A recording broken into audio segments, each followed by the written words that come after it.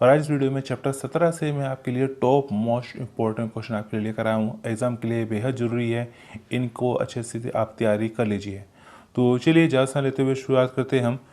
सबसे पहले बात करते हैं प्रश्न नंबर 1 की। प्रश्न नंबर 1 में आपसे कहा जाता है धुलाई शब्द का क्या अर्थ है, धुलाई शब्द का वर्णन करें, धुलाई शब्द किसे कहते हैं, धुलाई क्या होती है। तो आसान शब्दों में आपको बताना है वस्त्र धुलाई के बारे में।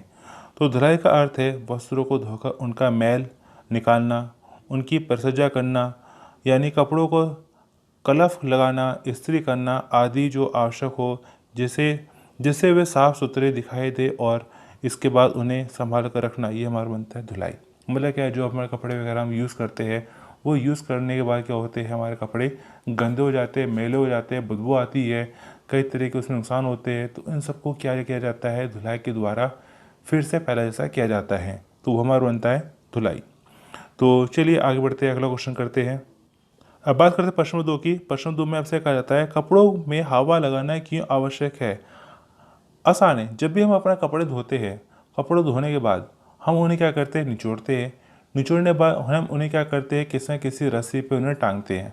लेकिन उस रस्सी पर टांगने से पहले हम उनको क्या करते हैं कि एक झटका देते हैं, कपड़ों को एक झटका दिया जाता है। झटका देने के बाद क्या किया जाता है, कपड़ा को रस्सी पर टांगा जाता है। ये झटका कहलाता है हवा लगाना।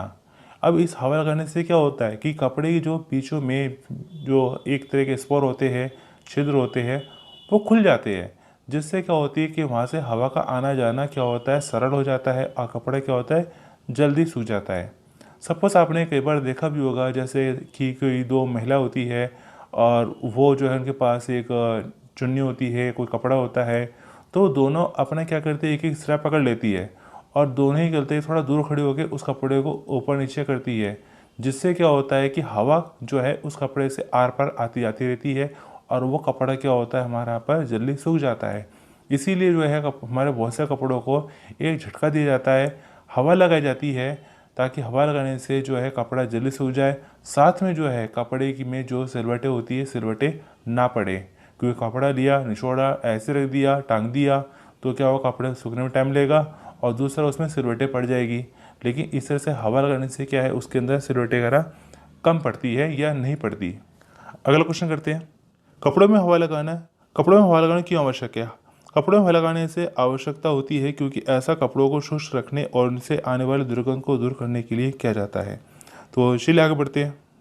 वस्त्रों की देखरेख क्यों आवश्यक है। तो आसान सा सवाल बनता है कि हमारे कपड़े होते हैं, जो हमारे वस्त्र होते हैं, हम उनकी क्या रखते हैं, केयर करके रखते हैं।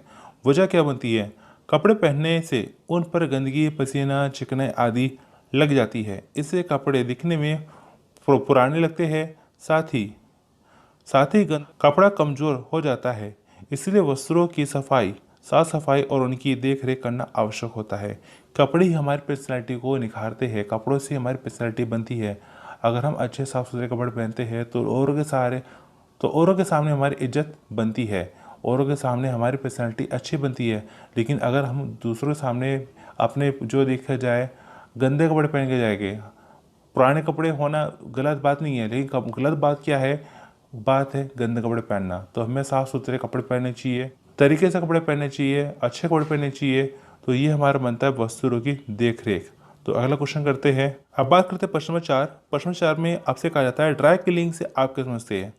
तो बहुत आसान क्वेश्चन है, आप में से बहुत से लोग जानते हैं ड्राई क्लीनिंग के बारे में। यह भी धुलाई की एक विधि है। इस विधि में महंगे वस्त्रों की धुलाई होती है। इसमें वस्त्रों की गंदगी को विलायक क्रिया और वसा अवशोषक द्वारा हटाया जाता है। कुछ अवशोषक फ्रैन, चौक, फुलर, अर्थ, मूंग की दाल, पाउडर, बेसन आदि।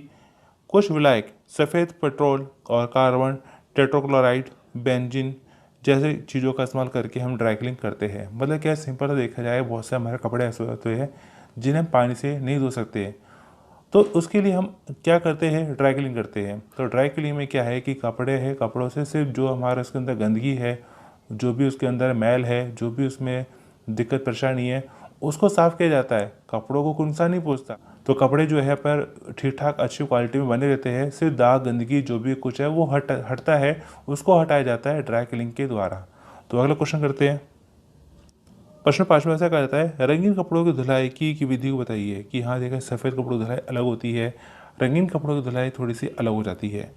यदि किसी सूती कपड़े का रंग निकल रहा हो तो उसे भिगोकर ना रखें। उन्हें धोने के लिए हल्के या न्यूट्रल पानी का साबुन का प्रयोग करें।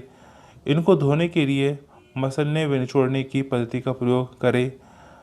कपड़े को अच्छी तरह से निचोड़ें तथा अंतिम बारी में कपड़े को उल्टा करके उस पर मांड लगाएं। उसे छाया में सुखाएं। धूप से रंग क्या होता है, कई बार हल्का पड़ जाता है, फीका पड़ जाता है, तो इसे छाया में सुखाएं। जब कपड़े में कुछ नमी रह जाए तब इसे इस्त्री करें ताकि सिलवटें भी इसमें से हट जाए। इस्त्री करने के बाद जब वे पूरी तरह से सूख जाए तब इन्हें संभाल कर तह करके रख देना चाहिए और बाद में इसका अपना यूज़ करना चाहे यूज़ कर सकते हैं। तो ये हमारा बनता है रंगीन कपड़ों की धुलाई। तो अगला क्वेश्चन करते हैं। अब बारी आती है प्रश्न 6 की। प्रश्न 6 में आपसे कहा जाता है धब्बा छुड़ाते समय सामान्य सावधानियां कौन सी होनी चाहिए। कपड़ों पे कई बार दाग धब्बे लग जाते हैं और हम उन दाग धब्बों को क्या करते हैं, हटाना चाहते हैं। तो हमें सबसे पहले भी जानना जरूरी होता है कि जो दाग धब्बे लगे कपड़ों पर वो किस तरह के हमारे पर दाग धब्बे है, क्योंकि हमें देखा जाए हर दाग, चलिए पहले मैं ऐसा करता हूँ कि यहाँ जो लिखा है मैं पहले आपको उसके बारे में समझाता हूँ, फिर आप अपने शब्दों में कुछ बताऊँगा। धब्बा लगते ही उसे जल्द से जल्द अपना हटा देना चाहिए, छुड़ा देना चाहिए, क्योंकि ताज़ा धब्बा छुड़ाना सहज होता है, आसान होता है। धब्बा जितना पुराना हो जाता है उतना ही वो अपना स्थायित्व बना लेता है और उसे छुड़ाना काफ़ी कठिन हो जाता है। जिन धब्बे के बारे में कुछ पता ना हो उन पर सबसे पहले सरल विधि का और सर्वाधिक मृदु प्रकृति और सामग्री का प्रयोग करना चाहिए। मतलब क्या है, सबसे पहले हमें समझना चाहिए कि दाग लगा है तो दाग लगा किस चीज़ का है, दाग धब्बा किस चीज़ का लगा है। अगर सपोज़ करिए अगर हमारा देखा जाए मेहंदी का दाग है, अगर कपड़ों पे हमारे मेहंदी का दाग लग जाए तो मेहंदी का दाग को हटाने के लिए हम जो अपना हल्के दूध का इस्तेमाल कर सकते हैं। कि कपड़ों पे मेहंदी का दाग लग जाए तो उसको जो है दूध के द्वारा उसको साफ़ किया जा सकता है। इसके अलावा देखा जाए हमारे यहाँ पर देखा जाए अगर हमारा देखा है किसी कपड़ों पर अपना पान है, गुटखा है, इनका दाग वगैरह लग जाए तो उसे हम हटा सकते हैं। किसके द्वारा उसको हटा सकते हैं, प्याज रस के द्वारा हम अपना जो पान गुटखा इन जैसे दागों को अपना हटा सकते हैं। हल्का से प्याज उसके ऊपर रगड़ दिया या हल्का से प्याज का रस उसके ऊपर लगा दिया तो पान गुटखा दाग हट जाता है। इसके अलावा देखा जाए हमारे यहाँ पर और भी कई तरह के हमारे पे दाग होते हैं जिन्हें अब अपना देखा जाए एक खास विधि होती है, उसके द्वारा ही अपना हटा सकते हैं। कपड़ों पे अगर तेल का दाग लग जाए तो उसके लिए भी ज़्यादा कुछ नहीं है, गर्म पानी में उसको थोड़ा देर के लिए डुबो देना चाहिए। जो भी उसके ऊपर कहते हैं कि ऑयल वगैरह लगा है, जो भी तेल वगैरह लगा है वो अपना क्या है ऊपर पानी के ऊपर आ जाता है, इस जिससे उसकी सफाई आसानी से हो जाती है। इसके अलावा देखा जाए हर कपड़े का पर लगने वाला जो दाग है उस हिसाब से उसकी सफाई वगैरह की जाती है। तो फिलहाल चलिए आगे बढ़ते हैं, अगला क्वेश्चन करते हैं। अब बात करते हैं प्रश्न 7 की। प्रश्न 7 में से कहा जाता है कृत्रिम वस्त्र किसे कहते हैं, कृत्रिम वस्त्र की धुलाई किस प्रकार की जाती है। एक तरह से आर्टिफिशियल हमारे यहाँ पे कुछ कपड़े होते हैं, नेचुरल नहीं है, क्या है ये आर्टिफिशियल बनाए हुए कपड़े हैं हमारे यहाँ पर। तो इनका देखा जाए थोड़ा देखा जाए धुलाई वगैरह है, रख रखाव वगैरह है, पहनाव वगैरह है, थोड़ा सा अलग हो सकता है। नायलॉन, पॉलिस्टर, एक्रेलिक कृत्रिम कपड़े हैं, आर्टिफिशियल कपड़े हमारे यहाँ पर। इसलिए कृत्रिम कपड़ों की धुलाई कुछ विभिन्न प्रकार से की जाती है। इनके लिए गुनगुने या ठंडे पानी का प्रयोग करें। गर्म पानी का प्रयोग नहीं करना चाहिए क्योंकि इससे कपड़ों में बहुत बुरी तरह से सिलवटें पड़ जाती है। इनकी धुलाई के समय कोई अच्छा साबुन प्रयोग करें और हल्के हाथों से इनका धुलाई करें, क्योंकि हमारा देखा जाए ये जैसे हमारा देखा है कुछ हमारे पेट्रोलियम पदार्थ बनते हैं जिसकी सहायता से हमारे यहाँ पर ये आर्टिफिशियल कपड़े वगैरह बनाए जाते हैं और जो कि क्या होते हैं काफ़ी ज्वलनशील होते हैं और ये आग आसानी से पकड़ लेते हैं। तो ये हमारा नायलॉन, पॉलिस्टर, एक्रिलिक ये कुछ हमारे ऐसे बनते हैं कपड़े वगैरह जो क्या है आर्टिफिशियल। तो चलिए अगला क्वेश्चन करते हैं।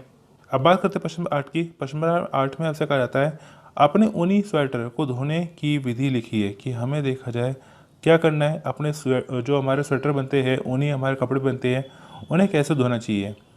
चलिए पहले जो इसमें लिखा मैं आपको उसके बारे में बता देता हूँ। धोने से पहले ऊनी वस्त्र को एक समतल फर्श या मेज पर कागज़ की तरह बिछाकर फैला दीजिए और उनका खाका खींच लीजिए। पानी के टब में साबुन डालकर खूब झाग उठाए।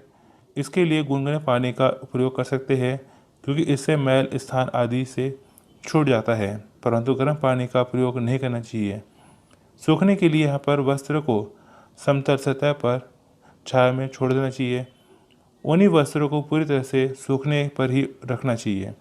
तो सिंपल सा देखा जाए हमारे यहाँ पर कुछ हमारे देखा जाए ऊनी वस्त्र होते हैं, हमारे देखा जाए स्वेटर वगैरह होते हैं।